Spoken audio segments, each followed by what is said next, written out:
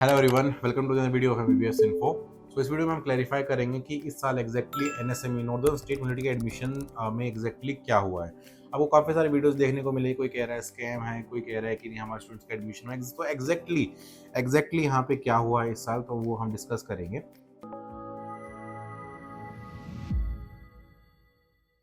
तो बेसिकली एनएसएमयू में पहले क्या हुआ करता था, पहले यहाँ पे जो कंपनीज काम करती थी वो डॉलर से फीस चार्ज करती थी, वो बढ़ा के फीस लेती थी। तो पिछले साल वो सिस्टम हटा दिया गया कम्प्लीटली और न्यू कंपनीज को अपॉइंट किया गया, न्यू कॉन्ट्रैक्टर कंपनीज को। और यूनिवर्सिटी ने डायरेक्ट एप्लीकेशंस भी ऑफ कोर्स ली, तो जो स्टूडेंट्स थे उन्होंने भी बेसिकली एडमिशन्स करवाना स्टार्ट वहाँ पे कर दिया। तो एग्जैक्टली एनएसएमयू में इस साल क्या हुआ है मैं आपको एक्सप्लेन कर देता हूँ। सो टोटल जो यहाँ पे नंबर ऑफ सीट्स है एनएसएमयू में वो है 300। कितने बच्चों ने अप्लाई किया मोर देन 1000 ने, बट एप्लीकेशन उन्हीं बच्चों के एक्सेप्ट हुए जिन बच्चों के पास पासपोर्ट थे या फिर जिन बच्चों के पास मेडिकल सर्टिफिकेट्स थे और टाइमली उन्होंने सबमिशन की। तो टोटल जो एडमिशन लेटर यहाँ पे निकले हैं 850 से थोड़ा बहुत अबव के आसपास निकले हैं। 850 प्लस एडमिशन लेटर्स है, इसका मतलब इन बच्चों की एप्लीकेशन अप्रूव हुई है और इन बच्चों का पोर्टल पूरा रेडी हुआ है और ये बच्चे एंट्रेंस एग्जाम देने के लिए एलिजिबल थे। एंट्रेंस एग्जाम के बाद टोटल जो कंपटीशन लिस्ट आती है उसमें तकरीबन 700 स्टूडेंट सेलेक्ट हुए कि हाँ इन बच्चों को हम कंपटीशन ग्रुप में रख सकते हैं।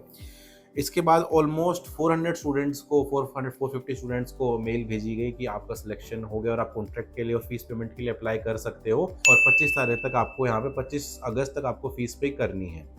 उसके बाद में जैसे बच्चों का कॉन्ट्रैक्ट अप्लाई हुआ, बच्चों ने अपनी फ़ीस भी जमा करा दी, तो ऑलमोस्ट सिर्फ 300 बच्चों का यहाँ पे कॉन्ट्रैक्ट आया, बाकी बच्चों का यहाँ पे कॉन्ट्रैक्ट नहीं आया।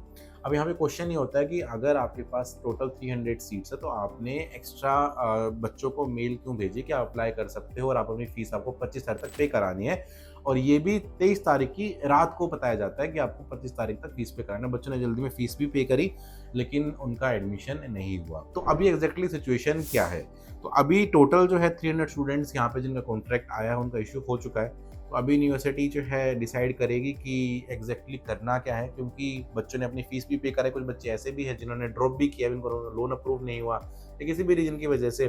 तो हो सकता है कि जो कुछ आगे बच्चे बचे हैं उनको भी सिलेक्शन मिल जाए, बट यूनिवर्सिटी इस चीज़ के रिगार्डिंग एग्जैक्ट कंफर्मेशन अभी नहीं दे रही है, क्योंकि ऑलरेडी काफ़ी ज़्यादा बच्चे इनको रेगुलरली डिस्कशन में लेके आ रहे हैं, तो अभी डायरेक्टली कोई रिस्पॉन्स नहीं आ रहा यूनिवर्सिटी की तरफ से। तो अभी एग्जैक्टली आपको क्या करना चाहिए, अगर आपका सिलेक्शन हो गया है वेल एंड गुड, आपकी फीस पे होगी, कॉन्ट्रैक्ट साइन हो गया वेल एंड गुड, सून आपका इन्विटेशन लेटर आएगा और आप ट्रैवल भी करेंगे सितंबर में। इसके अलावा जिन बच्चों का अभी कॉन्ट्रैक्ट नहीं आया है और जिन बच्चों के मार्क्स अच्छे हैं तो थोड़ा सा वो वेट कर भी सकते हो। हो सकता है कि जैसे जो बच्चे फीस ना पे करें फिर कॉन्ट्रैक्ट साइन करके ना दे, तो उस सिनेरियो में आपको सीट अलॉट कर दी जा सकती है, बट उसकी भी यूनिवर्सिटी कोई अभी गारंटी नहीं दे रही, तो वो आप थोड़ा सा वेट करेंगे तब कंफर्मेशन आपको मिलेगी। बट जिन स्टूडेंट्स के मार्क्स 188 से कम है उनकी पॉसिबिलिटी नहीं है, बिकॉज ऑलरेडी 188 से अबव मार्क्स में बच्चे हैं कुछ ऐसे जिनका अभी सिलेक्शन नहीं हुआ है। तो ये सिनेरियो एग्जैक्टली एनएसएमयू में रहा है। अब यहाँ पे काफ़ी सारी कंसल्टेंसीज ये क्लेम कर रही है कि यहाँ पे स्कैम हुआ है। नहीं, स्कैम नहीं कह सकते, इसको मे बी मिसमैनेजमेंट कहा जा सकता है, क्योंकि एग्जैक्टली कोई ट्रांसपेरेंसी नहीं रखी गई बच्चों के साथ में कि प्रोक्टोरिंग का क्या सिस्टम रहा, कौन बच्चे प्रोक्टोरिंग में पास हुए, कौन बच्चे प्रोक्टोरिंग में फेल रहे। तो ट्रांसपेरेंसी की यहाँ पे बेसिकली इस साल कमी थी काफ़ी ज़्यादा, तो ट्रांसपेरेंसी होनी चाहिए आई बिलीव। और प्रोक्टोरिंग में भी क्या हुआ था कि यूनिवर्सिटी के अकॉर्डिंग प्रोक्टोरिंग आपको अच्छे से करवानी चाहिए, तभी आपके रिजल्ट्स माने जाएंगे। बट इन द एंड क्या हुआ, सिर्फ मार्क्स के बेसिस पे जो बच्चों ने 100 आउट ऑफ 100 मार्क्स, ऑलमोस्ट 50 बच्चे ऐसे जो 100 आउट ऑफ 100 लेके आए हैं, तो ऐसा तो पॉसिबल नहीं सब प्रोक्टोरिंग अच्छे से हुई हो, फिर भी उन बच्चों का सिलेक्शन हुआ है। इसके अलावा कुछ बच्चे ऐसे भी हैं जिनके मार्क्स भी अच्छे हैं, उन्होंने प्रोक्टोरिंग अच्छे से की, फिर भी उनका सिलेक्शन का कंफर्मेशन नहीं आया। तो ट्रांसपेरेंसी की थोड़ी कमी थी। मैनेजमेंट चेंज हुई यूनिवर्सिटी की, पूरा प्रोसेस चेंज हुआ है। पहले एंट्रेंस एग्जाम ऐसे नहीं हुआ करता था, अभी एंट्रेंस एग्जाम दूसरे तरीके से हुआ है, तो धीरे धीरे चीज़ें ठीक होंगी और बेटर होंगी। बट ऑफकोर्स टोटल यहाँ पे 300 सीट्स है, 300 सीट्स से अबव एडमिशन्स यहाँ पर नहीं लेगी, which is a good thing.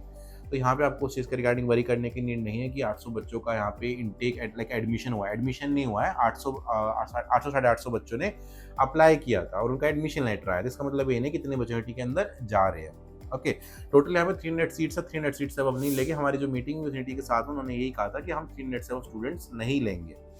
तो इस साल बस प्रॉब्लम क्या है, प्रॉब्लम आई थोड़ी सी ट्रांसपेरेंसी में, प्रोसीजर्स में, कि एग्जैक्टली नहीं बताया गया बच्चों को कि कैसे प्रोक्टोरिंग का क्या रिजल्ट लाया गया, क्या रिजल्ट नहीं लाया गया। तो ये एग्जैक्टली एनएसएमयू में इस साल सिनेरियो हुआ है। तो जिन बच्चों का सिलेक्शन हो गया है कांग्रेचुलेशंस, और जिन बच्चों का नहीं हुआ है निराश होने की बात नहीं है। यूनिवर्सिटीज़ और भी है जो कि इंग्लिश मीडियम में कोर्स कराती है, जो कि अच्छी यूनिवर्सिटीज़ है, तो वहाँ पे आप अप्लाई कर सकते हो। और जो बच्चे अभी वेटिंग में हैं तो आप भी अप्लाई करके रखिए, क्या ताकि ऐसा ना हो कि आपका साल बर्बाद हो। देखो मेन आपका क्या मैटर करता है रशिया में, आपको ऑनेस्टली बताता हूँ। रशिया में सबसे पहले अगर आप किसी में जहाँ पे इंग्लिश मीडियम कोर्स है वो आपका होना चाहिए, एमसी गाइडलाइंस को फुलफिल करती है। इसके अलावा सबसे मेन एस्पेक्ट होता है आपका हार्ड वर्क। यूनिवर्सिटी में जाओ, आप किसी में भी जा सकते हो, मेन आपका हार्ड वर्क रहता है। अगर आप हार्ड वर्क अच्छे से करते हो तो you will be definitely successful in all the exams and your career as well. So निराश होने की कोई बात नहीं है। आप अप्लाई कीजिए दूसरी टीज में, वहाँ पे एडमिशन लीजिए, जैसे पढ़ाई कीजिए, and I am sure that you will be a very good doctor as well if you like work very hard. So thank you for watching this video, and I am sure इससे आपको clarification मिल गया exactly हुआ क्या है। और आपको कोई भी डाउट है तो हमें कमेंट बॉक्स में कमेंट कर सकते हैं, and we will happy to help you.